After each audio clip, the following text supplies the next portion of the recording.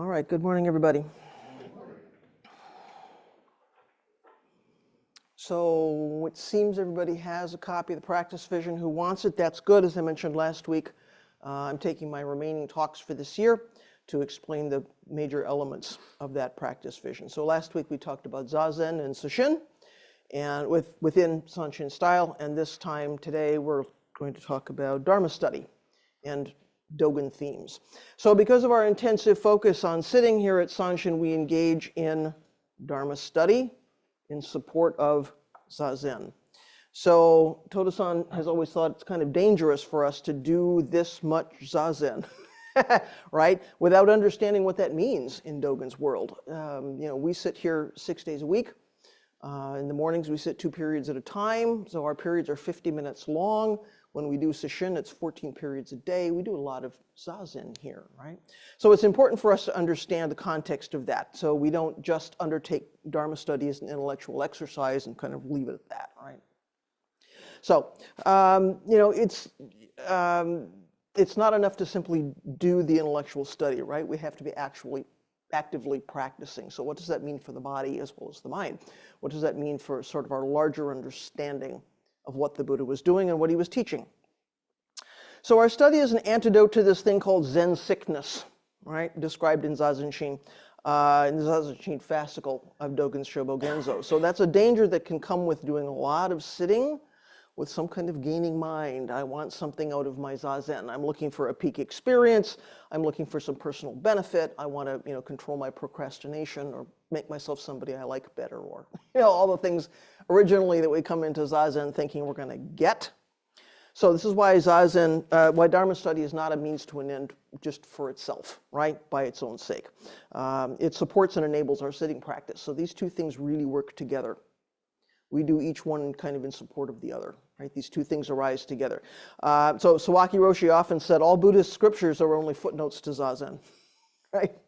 It's another Dharma gate into our Zazen. So studying the teachings of Buddha and Dogen and our immediate ancestors is aimed at helping us get over obstacles or remove the obstacles that prevent us from really seeing reality, really seeing this moment, here and now. Without some deep understanding of emptiness, we really can't do our bodhisattva work in the world of liberating beings from suffering, which is what we vow to do, right? Which is also not separate from our Zazen and from our Dharma study. So Sanshin has for a long time had a reputation, of course, as a center of Dharma study, particularly Dogen's teachings, and particularly because of who our founder is. So other Dharma centers may certainly read and discuss a wide variety of books and materials and teachings and sutras, all of those things across time and space in the Buddhist tradition. We tend to focus here on Dogen and occasionally on the historical Soto Zen texts that are related to our understanding of Dogen, what he was teaching, how he was practicing. So sometimes that includes the earlier texts on which Dogen's work is based. So Todo-san might say, here's Dogen's work, and then here's what he was looking at, or we certainly know he was familiar with this, or here's the relation to the Lotus Sutra. So this doesn't mean that reading other things is not helpful. We have a particular sort of specialty here. Doesn't mean we never read something else. But of course, given that Todo-san is a well-known translator and explainer of Dogen texts, and there are precious few like him in the West, as we know, people come all over the world, have come from all over the world for Genzo-e here for 20 years.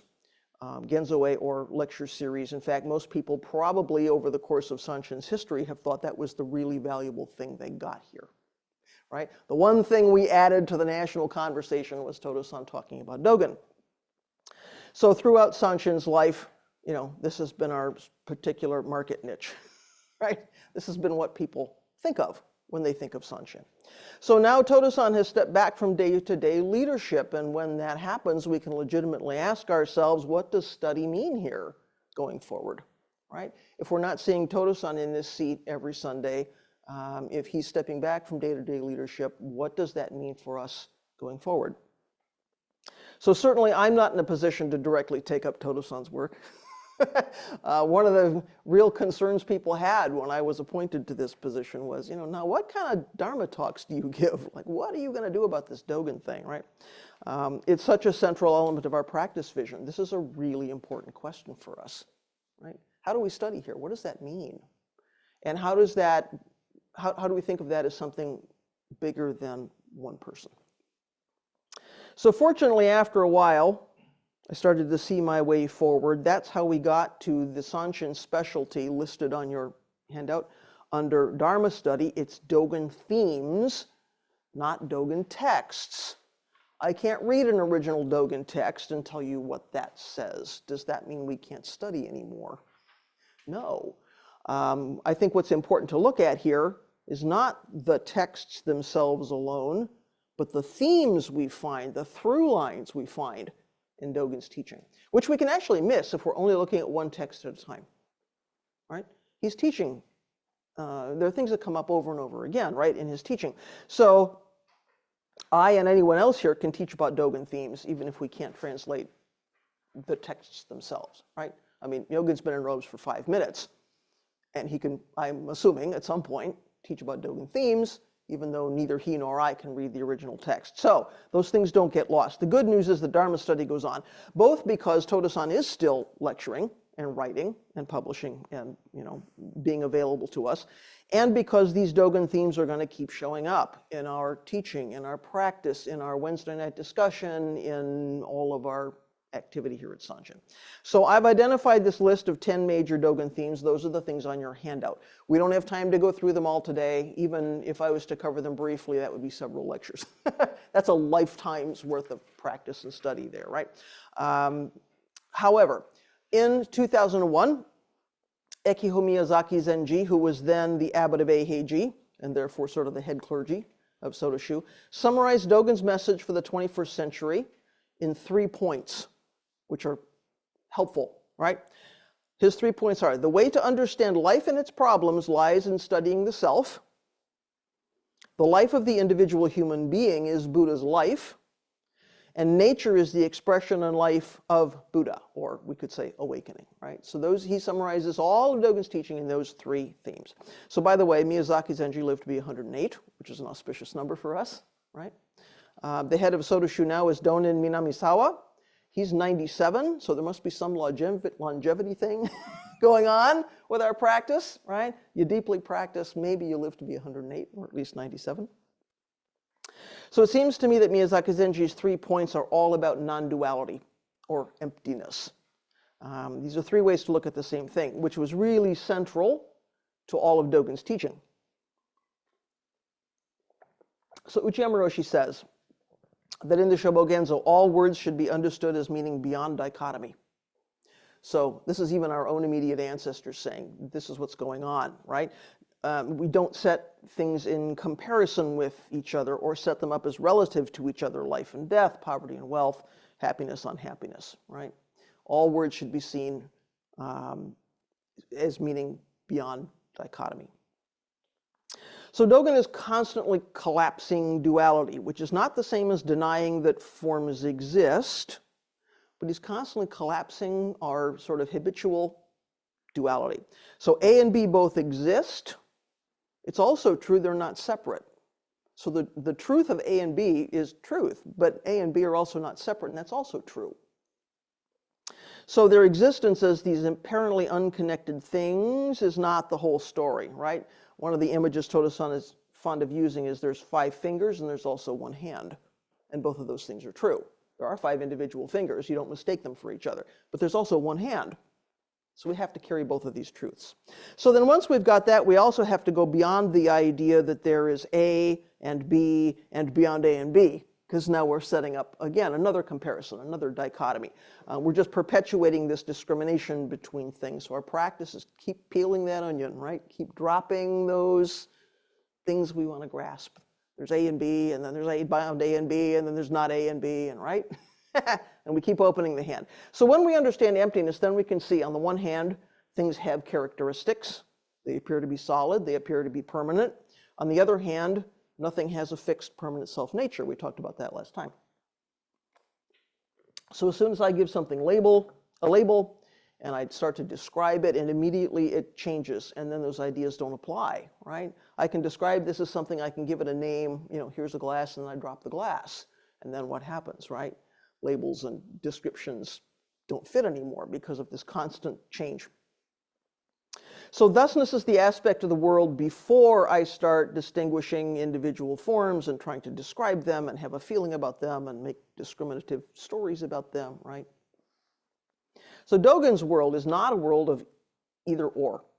Dogen's world is a world of yes and. And when I sort of figured that out, that was really helpful to me. Oh, it's not just either this or this. It's yes, these things, and also. There's always an and also with him, right? He's always encouraging us to look beyond what we think we understand or what we're grasping about something. Yes, that's fine. And what else, right? Yes, and what else? So there isn't only one right answer to a question. There isn't only one right answer to a koan. Multiple answers don't cancel each other out, which is interesting, right? So Marianne may have one answer and Clark may have another answer, and those two can coexist. You don't cancel each other out. So things can coexist in the world that seem to us to be mutually exclusive. This is why we have teachings like practice and awakening are not two. Practice and verification are not two. Zazen and precepts are not two. Things in the world in absolute reality are not separate.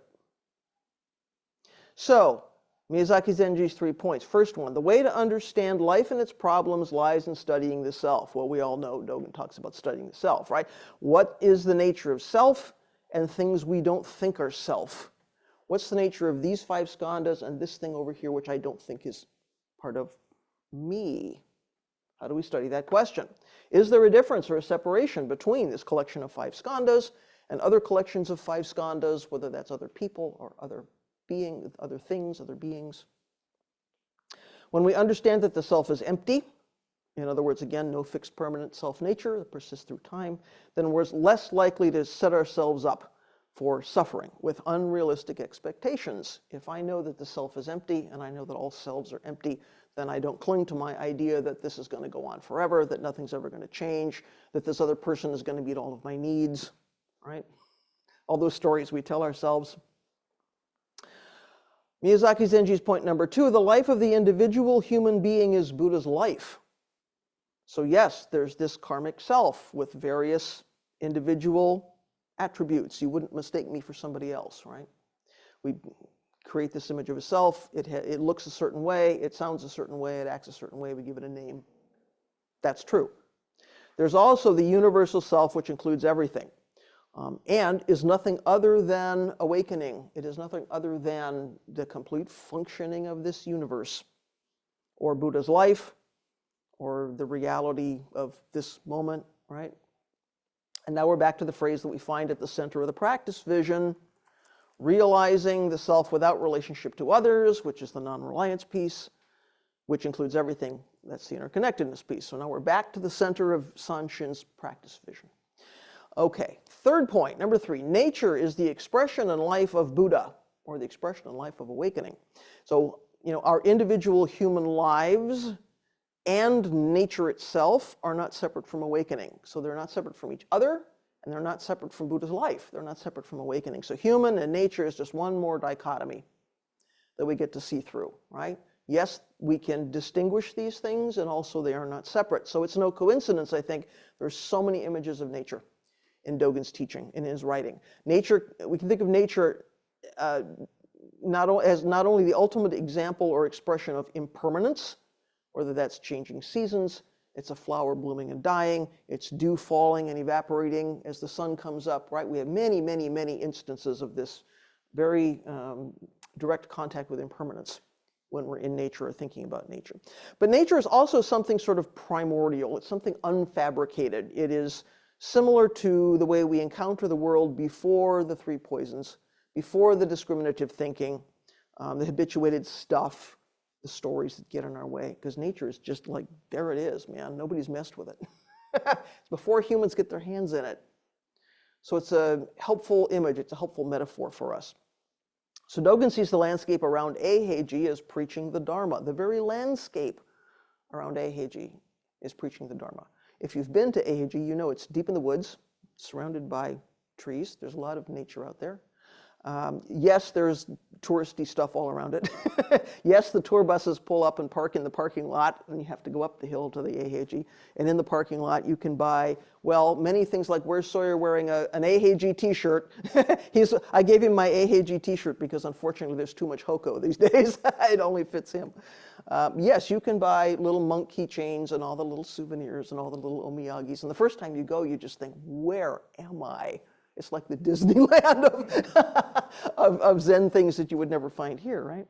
But you get past that and you get up into Eiheiji itself, it's surrounded by huge trees, pine trees. If you look at an aerial view, you can see, right? It was really important that that be in nature and away from sort of social day-to-day in a certain kind of way.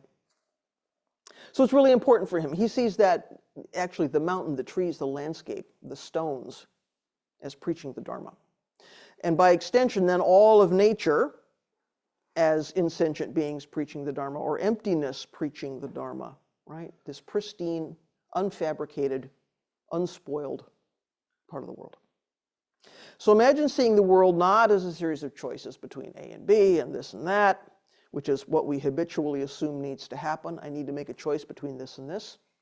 Even if we're not consciously making a choice, we do something, which means we don't do something else. And we think that's the only way the world is. So we have light and dark, and winning and losing, and delusion and awakening, and like and dislike, and good and bad, and all the things we want to divide. What if we didn't see the world that way, and instead we saw it as a series of elements that are actually not opposed to each other? Things that are simply existing together. Things that simply arise together. What if each thing simply is what it is without fighting against something else which we think is its opposite? Right? Elbowing other things out of the way, fighting to exist. Because of course those opposites are just our own creation. They're based on our own perception that we have two things that are somehow not compatible or somehow separate. So when we understand emptiness, that we can see, on the one hand, things have characteristics, they seem to be solid, they're permanent, we believe they have a use for us or a meaning for us. And on the other hand, nothing has fixed permanent self-nature that persists through time. As soon as I give something a label, it changes, ideas don't apply. So thusness is the aspect of the world before I start distinguishing individual things and trying to describe them or discern something about them. Okay, so those are Miyazaki Zenji's three sort of summary points, which I think are kind of helpful. In a world of Dogen, which can look like it's tough to get a foothold, it's nice to have like three main themes. And then, as I say in the practice vision, we can break those down even further. So when we embark on Dogen study, we need to know, one of the things we really need to know is that his official image has been created and curated, if you will, quite carefully by Soto Shu over the last couple of hundred years. So that's part of Soto Shu's need to define itself as a denomination. There were certain circumstances in its history which meant it needed to describe quite clearly what it was in relation to other schools, other sects. So there are those who study Dogen from within a religious context, and there are those who study Dogen from an academic point of view. So we have sort of multiple viewpoints about him. Academic Dogen studies started in 1924, sort of officially, right? With an article by a Tokyo professor named Watsuji Tetsuro. So Shamon Dogen is that original first article, Monk Dogen. And he felt like Dogen should be sort of liberated from this calcified image that Soto Shu had created for him. He says, you know, Dogen doesn't belong to just one sectarian community. Dogen belongs to the world, right? So now, interestingly, Dogen is sort of being freed from the idea that Soto Shu kind of owns and curates that legacy. It's now being brought out into a kind of a different world in the academic world.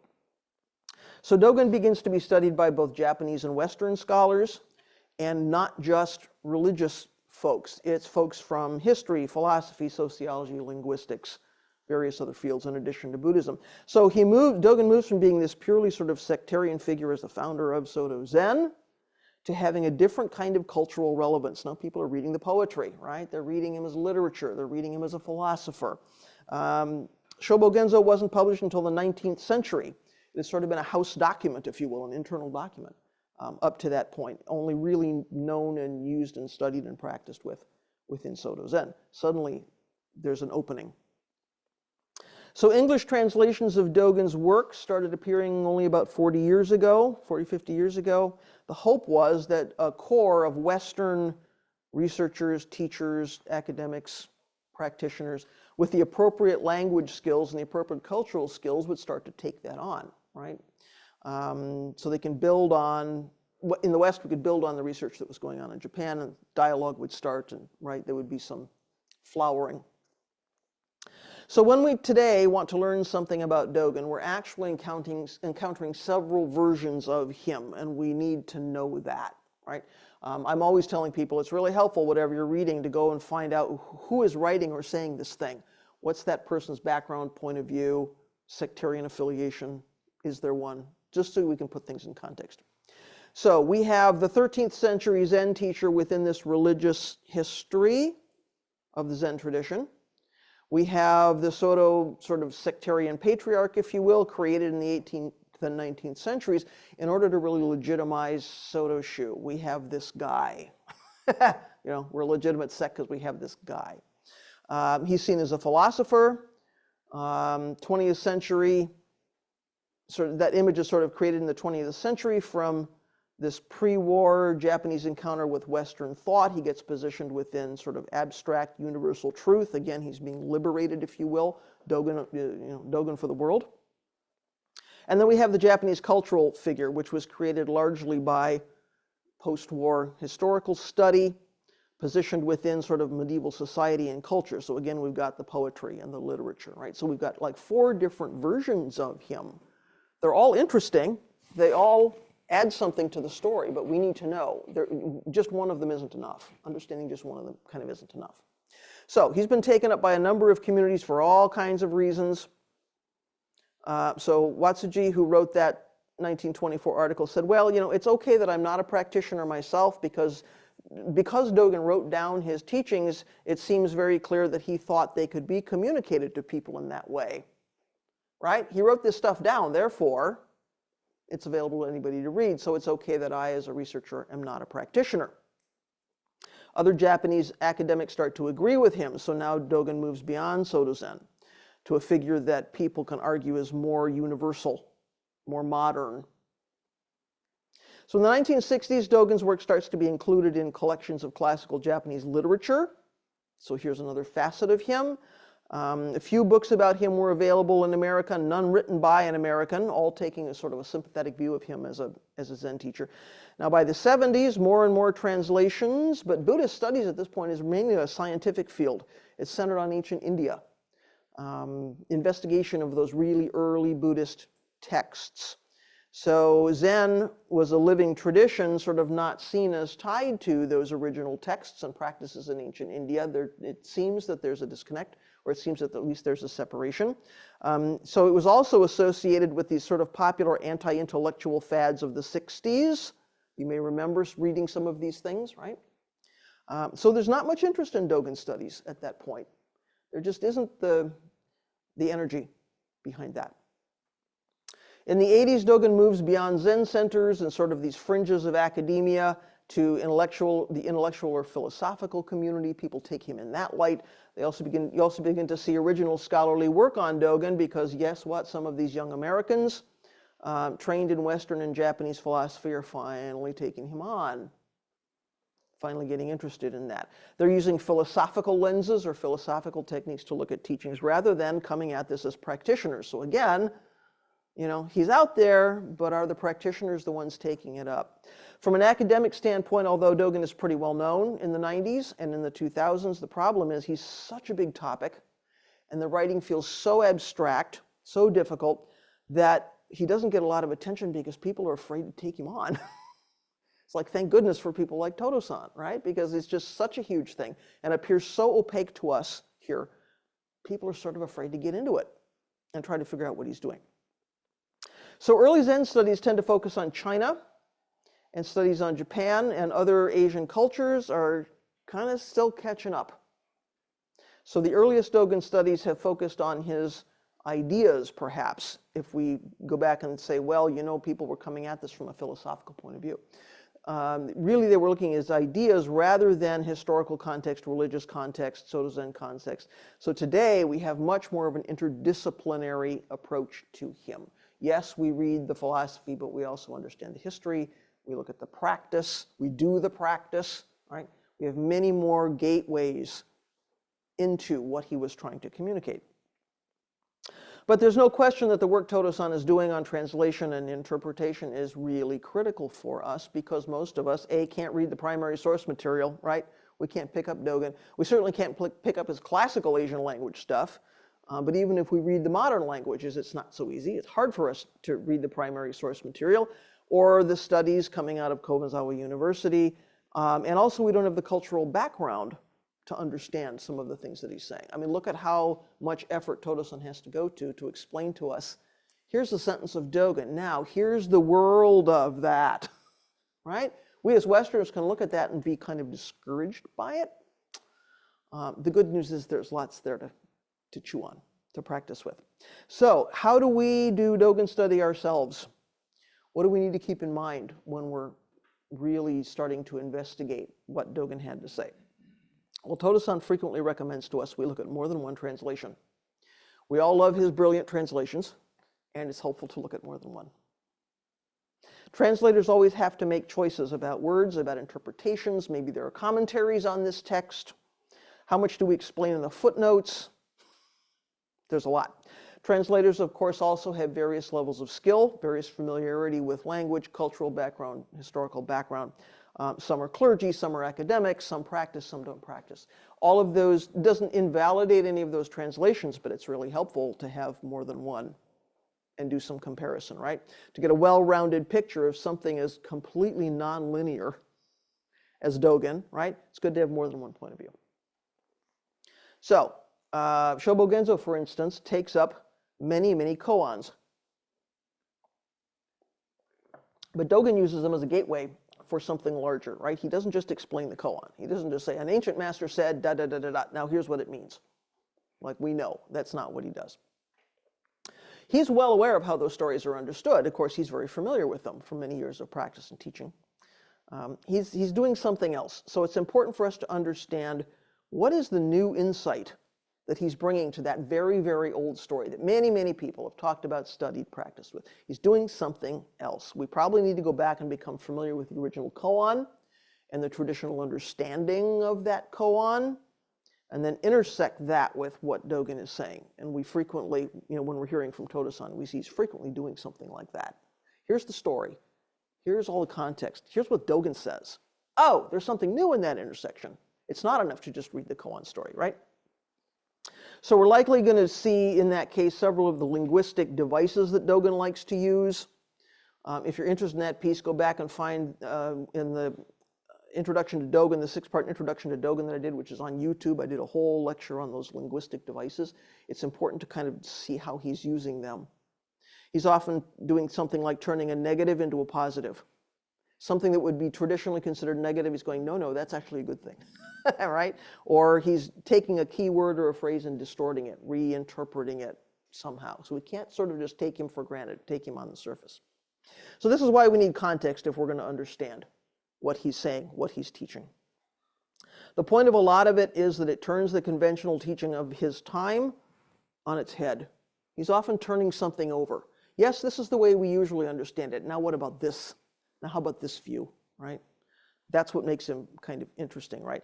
Also, he's frequently responding to something. He's not just, up in a garret somewhere pontificating on, abstract philosophy. He's often responding to what he sees going on, either in his society, in his sangha. He's maybe welcomed in some new people. They've come from a different sect. He feels he has to disabuse them of all those old ideas and sort of turn them around, right? If we don't understand that he's responding to something, we kind of miss that point. Sometimes he's arguing against a generally accepted interpretation of something. He's disagreeing with somebody else's teaching. Sometimes he gets cranky, right? So he's often in dialogue with something. So we have to understand that when he's completely connected to context, rather than simply offering a universal sort of philosophical abstract teaching, right? If we miss the context, we don't get that piece. That has consequences when we try to make him into something completely modern or completely universal, because we just think, well, he's saying something for the sake of saying it. We need to understand he may be responding to something. It shifts our understanding of what he's teaching. So it's not that those responses aren't useful or that they're not important, but they might look more or less emphatic, right? He's not just speaking strongly into a vacuum. He might be feeling strongly about something, and it's because of something someone's doing over here. So we have to be careful about what we centralize. We have to remember why these things were written. Who is he talking to? Is he writing to a lay supporter? Is he talking to his monks, right? Who's he talking to? So he can sound kind of harsh and unequivocal sometimes unless we remember he's in dialogue. So this is why we also need to know about Japanese history. We need to know about Kamakura Buddhism if we're really going to understand what he's doing. So otherwise, it's just never going to occur to us to look for this larger, less universal picture. Even when he's writing what seems to be simply a list of instructions, we can take those things out of context. If we don't know that he's writing for people living in a Senmon Soto and doing a certain kind of life, we can take things out of context. You know, he talks about changing the curtain at certain times of the year. Well, he's talking about the curtain over the zendo, which has a really sort of a ritual function. He's not talking about the gingham curtain on the bathroom window, right? We need to really know, like, who is he talking to and under what circumstances? So if we're reading along with Dogen and we encounter something we don't understand, which, gosh, that never happens, does it? I'm reading along and suddenly there's something I don't get. It's helpful to avoid trying to translate that into something I already understand. Oh, I already know about this. Here's this thing. It must be that this is like that. We really want to resolve our confusion. We really don't like that feeling. I feel like I'm reading something in English translation. I should be able to understand it, right? We need to try to avoid immediately wanting to reconcile that with our own limited sort of stuff that we know.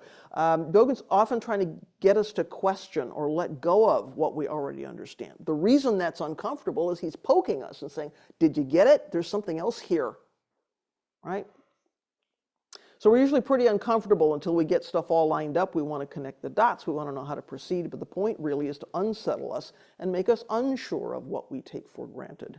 So that little dissonance, that little discomfort is a dharma gate. It doesn't mean, oh, I'm not smart enough to understand this. It means he's poking me and saying, what else? Yes, and, right? What else is here?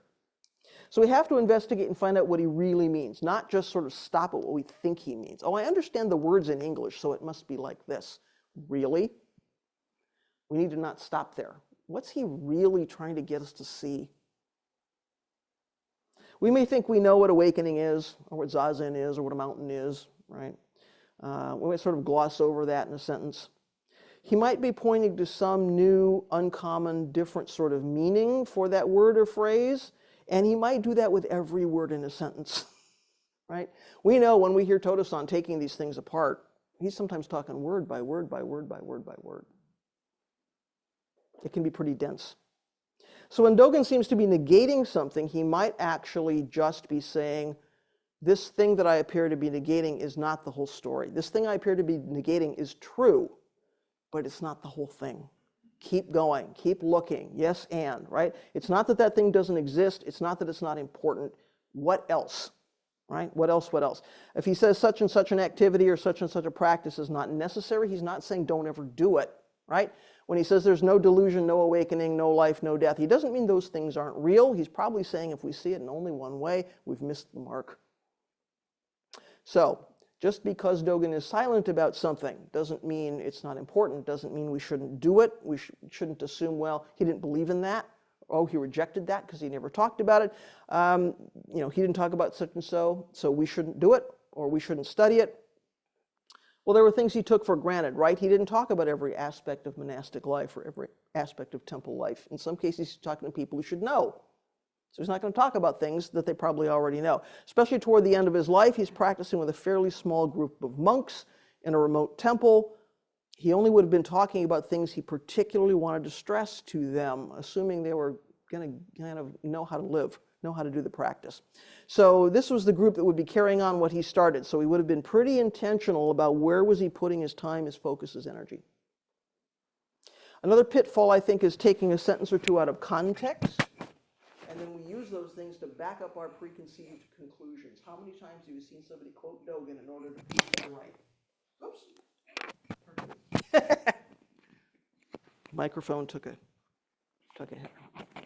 I mean, we do that a lot with Buddhist texts and all kinds of things, right? We're always seeing people quoting somebody in order to prove their own point. And if you looked at the context, you would go, that's not what they said. So we have to be a little bit careful about that. It happens fairly frequently. As we've seen, Dogen frequently brings up multiple views of something and then leaves it to the reader, to the practitioner, to work out what he means by that. So we can't just memorize what he says and parrot it back, because it's so easy to lose the rest of the argument. Like, what else was he saying, you know? We run into problems when we take that single sentence out of a larger illustration of multiple viewpoints, because he's frequently saying there's this way to look at it, and this way, and this way, and this way. Well, if you only take one, it doesn't work very well, right? So I can't tell you how many times I've heard this thing about from the time you start practicing with a teacher, things like bowing and chanting and offering incense are not at all essential. And Western folks will take that to mean, oh, we don't need to do ritual. We can throw out all the bowing. We can throw out all the forms because those things aren't relevant. And Dogen said we shouldn't do them. And he's not saying that. We know that his practice, also included some of those things or all of those things. He's saying, don't forget to do zazen. Do those things. If they're meaningful, do them. But don't forget to sit. Don't forget to do shikantaza. I mean, sometimes he's actually talking about monastic routine. He's not saying don't do liturgy in the context of monastic routine. So taking into account the need for context, if we're encountering that passage, we should be asking ourselves, well, what is he seeing around him? What is he responding to? What are people doing that he feels that the need to make that comment? Is he retraining people who've come from another tradition? Is he teaching aristocrats who think that merit comes from making expensive offerings? What's behind that statement? So we also have to be especially careful about reading modern American assumptions into Dogen's writings, into his teaching. We have a filter. We forget we have a filter. We can't see the modern American filter. It's really easy to have some distortion based on that. We can make mistakes. It's sometimes kind of impossible for us to even realize we're doing that because that filter is so deeply embedded. That habituated thinking, right, is just so deeply held. So the more time we spend getting to know this sort of medieval Japanese worldview, what life in a training temple is like, the better we're going to be able to pick it up when our filters are trying to twist something, right? So when we decide to read Dogen's writings, we do not rush through them. It's kind of not possible to rush through them, right? But we know we take our time to reflect, to sit with what he's talking about, as well as to do the background of the context study, because it has to be body and mind. So we remember that Dogen's not trying to do some academic presentation of philosophy. He's encouraging us to practice. Everything he writes, teaches, says, he's encouraging us to practice. That's his sole reason for being, right? He's always asking, do you understand what I'm telling you? Do you really understand? And if you don't, go sit down, right? Go practice. Go do zazen work and study. Get into your body and mind what it is that I'm saying, right? If you don't get it, deeply investigate these teachings and your own experience with body and mind. So when we're encountering something, some teaching from Dogen, we can ask ourselves some things. What are the circumstances of Dogen giving that teaching? Who are his listeners? Where are they? Is he speaking in a monastic community? Is he speaking somewhere else? Right? What are the circumstances? What might he be responding to in his environment? Are there historical things happening? Are there things happening within the world of Kamakura Buddhism? He's often responding to that, right? What do his students need from him in that moment? That was a really unsettled time, right? The whole time in which he lived, 1200 to 1253, was a really unsettled time. I mean, war, famine, plague, right? I mean, it was just really, it's a lot of upheaval. What's he responding to? Not an easy time to be living and practicing. So what are the important elements to consider in this passage that we're looking at? Are there key words? Are there key phrases? Is he referring to another text? For us, that means reading the footnotes, because we don't pick it up. What are the traditional teachings, the traditional stories that he's either citing indirectly or indirectly? How does he change how those things are understood? Some of those texts, those earlier texts, are familiar to us in the West, and we're going to make a conclusion because, oh yeah, I read that thing somewhere else. And some of them we don't know anything about. And some of them we still don't know anything about. If you look at the footnotes to some of Dogen's translations in English as well, we're not sure what he means by this. We're not sure who this guy was. We think it might be this, right? Then we have to look at the literary devices. What are the literary devices he's using? How does he change the meaning by flipping how we read the kanji, by using a word that sounds the same, by reversing the word order? All of those things are going on. And of course, lastly, we don't forget, how does what he's saying relate to my own practice life today?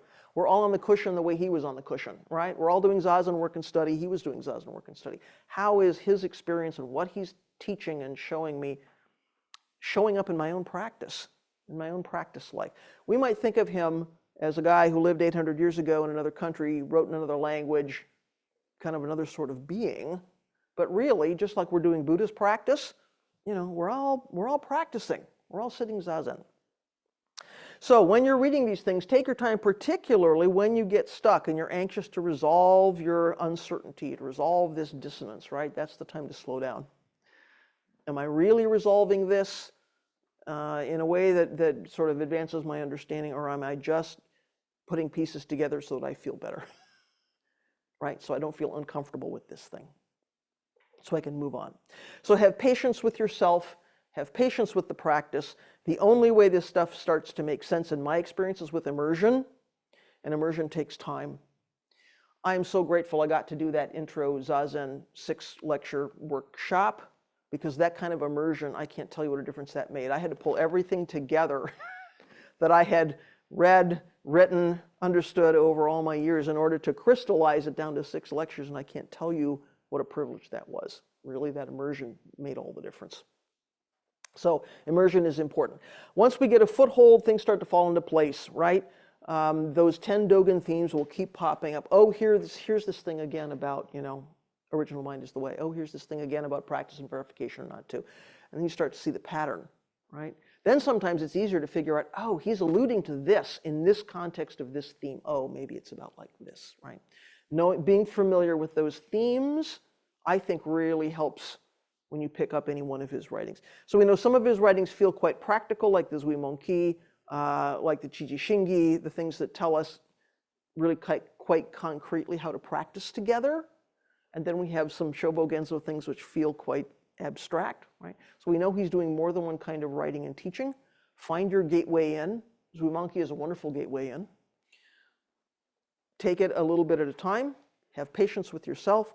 Continue to practice. Have patience with the practice. Things will start to gel.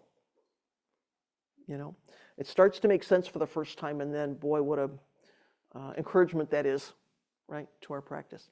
So I think the thing I would leave you with is, yes, you can do it, right? Dogen is not only for specialized people with a lot of practice experience and can speak several languages, and we need those people. They're really important, but they're handing us something for our own practice, right?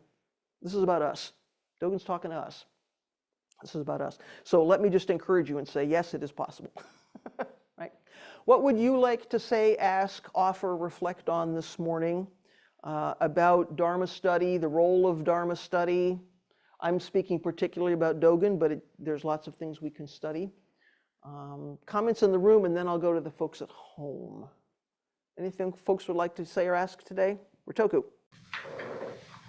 So I've been with this Sangha for a couple of decades now, and some 6 years before that. And we talked about there are the academics, and I'm probably more on that side. And then there are the practitioners, and I belong here too. And so when I lived in San Francisco as a graduate student, one of my teachers was Professor Abe. He is a Dogen scholar. I don't think he's as deep as you, though. He's more academic. And he was living at the San Francisco Zen Center. So my introduction to Soto Zen practice was, I'd hear his lectures, then I'd go for the evening meditation at the Zen Center, the San Francisco Zen Center. And then rather than leaving, I would then go into the kitchen where I'd hang out with Abi and we'd go through his books together. Wow. One of which was called Zen and Western Thought. Mm-hmm. And on the cover of the book, it has a picture of Dogen and Nietzsche staring each other down. It's a really clever cover. And Abi had an interest in Martin Heidegger. Mm-hmm. So we talked about, because I took an entire class on Heidegger, so we used to talk about Heidegger a lot in relationship to Zen. He was very much into this cross-cultural study. That part of the reason he was even in the United States. In fact, he even taught a year up at Purdue. So he's very much into the cross-cultural understanding, the East-West dialogue and so forth. Right? So that's a long-winded way of getting to the point. So you're talking about the importance of reading Dogen within a certain cultural context, and that's absolutely true. That's good scholarship. That's what you need to do. But there's also the historical, transcultural element of it. Yes. And Siddhartha was not in Japan, Right. but his enlightenment was enlightenment. Right. Was his enlightenment different or the same as that of Dogen? Is there something about the teachings that transcend a particular culture in which it is contained? And that's sort of what my interest in is. What is it we can derive? Because every translation is an interpretation to transmit it from one culture to another. So what is that something that's being transmitted that is not culturally dependent, that you can dig out even as you're focusing on the cultural context of the teachings? Yeah, well, and I think that's the question of our practice, right? So I think certainly if there was not something universal in what Dogen was teaching us, it would be meaningless for us. There wouldn't be any point in studying it, practicing with it, right? So there is certainly something which is about the human condition. And if that wasn't true, there would be no point in taking it up. I think it's just that we also have to know, because he's in dialogue with his own karmic circumstances, there are ways to misinterpret what he says if we don't understand that also. So I'm certainly not saying he's only culturally bound, and that there's no way to liberate him from that. And I think that would be not a helpful argument. And I don't think it's true, right?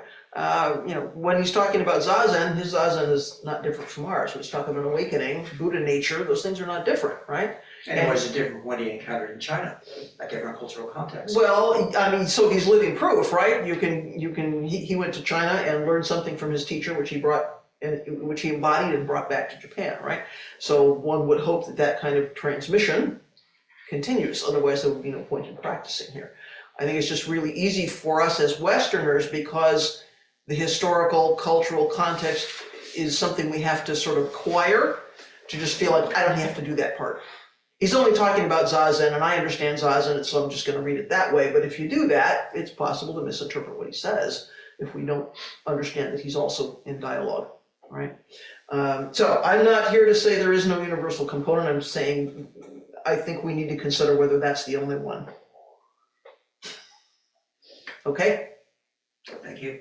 Okay. Well, and as an academic and a practitioner, you sit in that intersection, so you have an interesting point of view, right? You have a useful point of view for us. Please, Mark. Yeah. So sometimes when I'm exposed to Dogen, there are very passages that he just sounds like a jerk at times, and so and there are certain particular ways in which we kind of take oaths sometimes not to slander others and propel ourselves, and there are what seems to me, based on my reading of the situation where he's doing this, to what extent can we use Dogen as an example of what not to do in our practice, as what to do in our practice?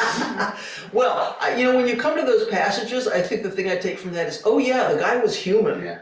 He was, and especially because of this sort of carefully curated image, and Soto Shu had to do certain things to make itself legitimate. It had to be able to describe, where our teaching's coming from and who are we looking to.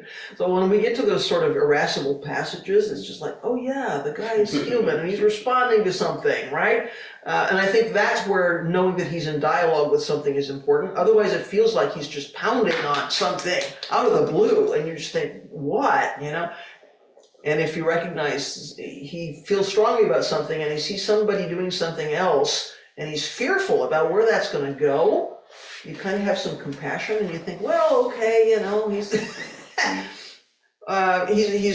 he sounds unkind about that, but I sort of take that to mean this is something that was really important to him, and he was worried about where things were going.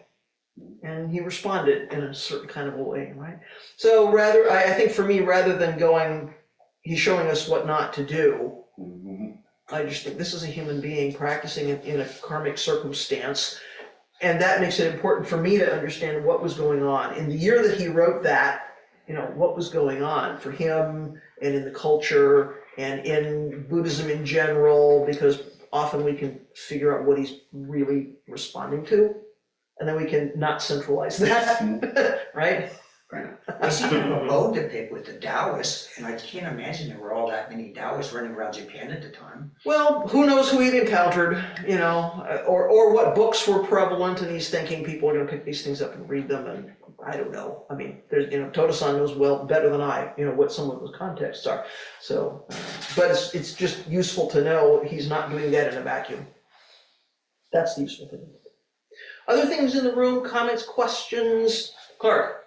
I know for me, I have developed a comfort with not understanding what I'm reading. And reading it over and over again, and then at some point, a meaning comes in, and it might only be the meaning for that day, or that some situation. Like I'm reading Hongji right now, and I don't understand any of it. But there's so much cultural context and everything in there. I read the footnotes, but being comfortable with not understanding gives me, I can kind of just, okay, here are the words. And then maybe later on something, oh yeah, it could be this. And for me, that's just a valuable thing. Yeah, well, Hongju is important anyway. I mean, it's useful reading. That's an example where I would say having more than one translation can be helpful, because the way somebody translated that, and then you look at the way somebody else translated that, and you go, oh, there's something in that intersection, which is interesting, right? It's been useful for me when I was talking about the 108 gates to read more than one translation of the gates. Oh, and to go back to the kanji and say, oh, they were translating it this way, right? To hold that bit of uncertainty long enough to sit with it and to maybe do the background is helpful, and it's not something Westerners are comfortable with, right? We're told read the book, memorize the book, understand the book, right? That little area of uncertainty is, I think, not unlike what happens when we sit down in Zazen, right? We open the hand, I don't know what's going to come up, I'm going to throw myself into it and just sort of see what comes out of that immersion. So, other things in this room? Questions, responses? Oh, Myogen. I do. I used to go to the Prairie Zen Center in Champaign, Illinois, and still want to go there. It's a nice place. And Smith would always have a Dharma lecture, and he would frequently say, these are just words, and they're just words to support your zazen. Nothing else. I've looked at that within my study, and as I study, as I read, I see that's just zazen in written form. Do we really have to? I mean, your Dharma talk was nice and hermeneutic, but I don't. Within our tradition and what we hold, I'm not seeing the relationship within Dharma or studying the Dharma and Zazen. So if we go back to the very beginning, when we were looking at Dharma study as a support for Zazen, it is possible to sit Zazen many hours a day and develop some ideas about what Zazen is, or what awakening is, right? It's useful to have advice from our older brothers and sisters, people like the Buddha and Dogen and Sawaki Roshi and Ichiro Roshi and Todo-san, I think to do two things. One is to keep us from completely going off the rails by coming back to words of advice, words of dharma. And the other is that study, I hope, helps to dissolve some of the obstacles in our way. I mean, those two things are not unrelated, right?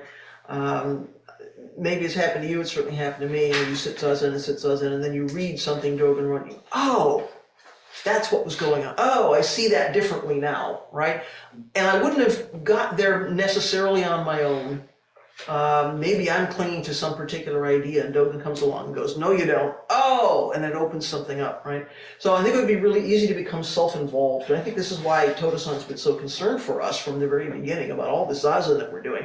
We can really develop some gaining idea, and it can be really subtle, right? I mean, you've been sitting zazen for a long time. You would probably say you understand what zazen is, and I wouldn't disagree with you. And also, right, we're still sitting zazen. There's something we're continuing to peel away from that. So I think we've probably all had the experience of coming across a turning word. We're going along, we think we understand, and then we read something and it like explodes. It's like, oh, that's a whole different way to see that. I wouldn't have got there on my own. Somebody had to point that out. Sometimes it's something we read, sometimes it's something a teacher says. That's certainly happened to me, more than once, and I was, oh, I never saw that whole. There was this whole elephant over here.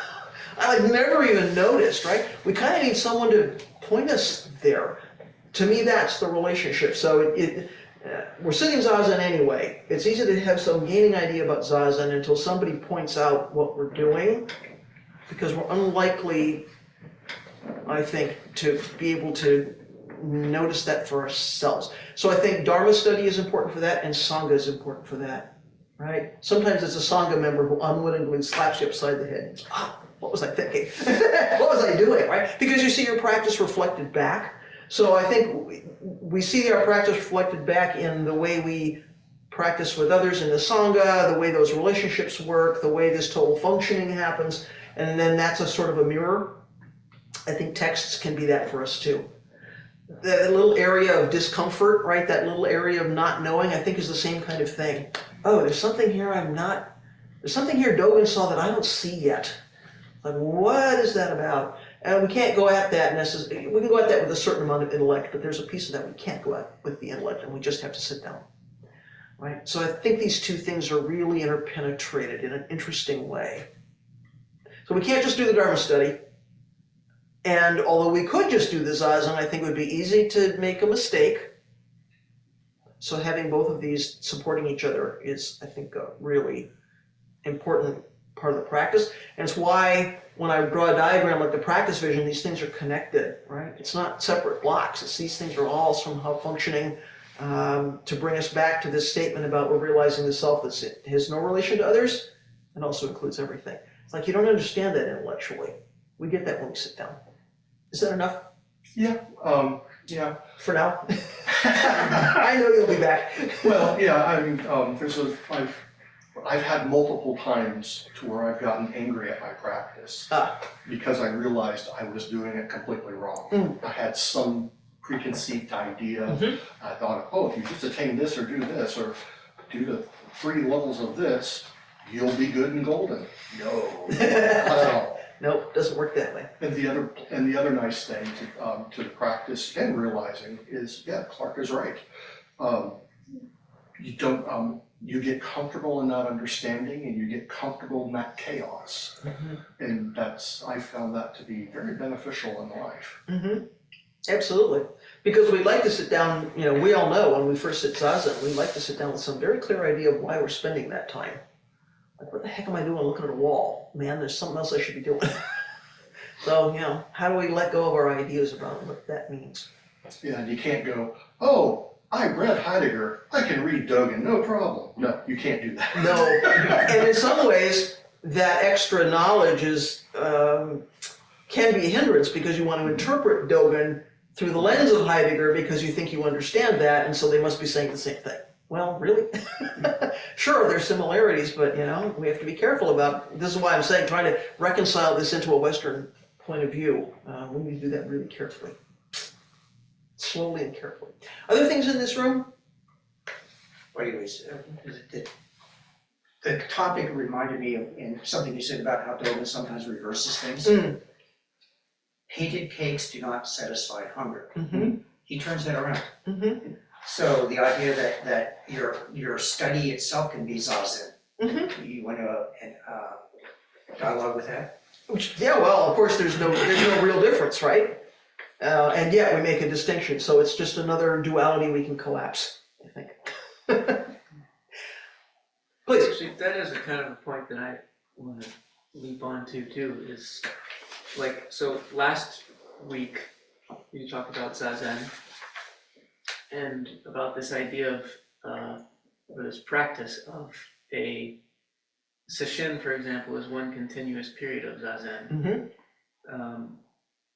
And I've been thinking about that in a day-to-day context, and sort of like... That's interesting, isn't it, as a practice? Yeah, and I've been kind of seeing an interesting distinction between... So I come here often in the weekday mornings and sit for 2 periods and do the liturgy, and then I go up to the office and I'm doing emails and spreadsheets related to sort of keeping this place functioning in one way or another. And so I do that, 25 hours a week somehow. There's that much to do apparently. But then I have this other work, which is 1 day a week, I'll go work on this little indigo farm that grows indigo plants.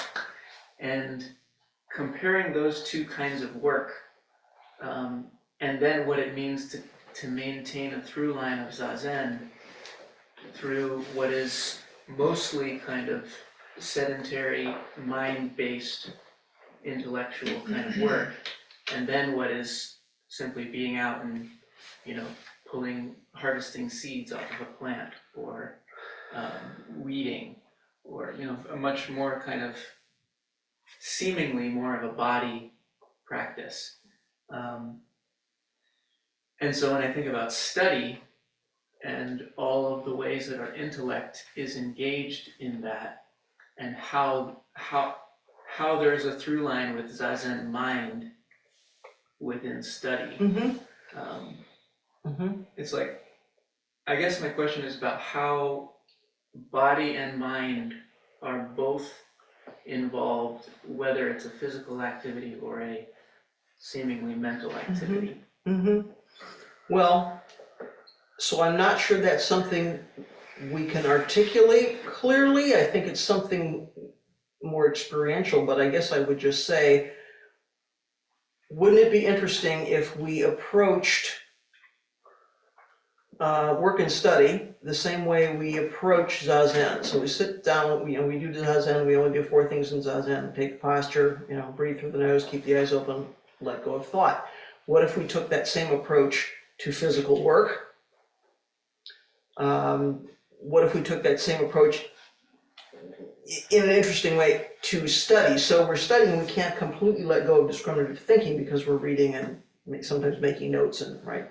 But what if we could approach that in the same way that we've been talking about being comfortable with not knowing, opening the hand of any preconceptions, and actually when we consider how are we even sitting when we're doing study, right? I mean, when we think about what's the posture? How are we breathing? Are we distracted by something else that's going on in the room? Like, what can we even feel here? So everyone knows here, I think, I'm not a body person. I completely live in my head. I almost never know what my body's doing, which is why I have injuries on both feet. I'm really a mess when it comes to that. It's a good practice for me. It's one of the reasons Baika singing was helpful for me, because it made me think about, what am I doing with this body? I'm not doing Zazen. I'm having to form words, right? I'm having to ring bells. So there's some physical thing here. And yet, can I still bring that approach? So I'm not sure how I would articulate that for you. When you say that, I kind of know what that would feel like in my body, but I can't really articulate that for you because I'm so body unaware, I freely admit. But wouldn't it be an interesting sort of experiment or an interesting practice to say, if I come at whatever this thing is I'm doing, in the way that I would come to Zazen, it's not identical because, you want to be safe. You don't want to do that driving down the road and say, I'm not going to distinguish between a stop sign and a yield sign, right? I mean, you want to not be silly.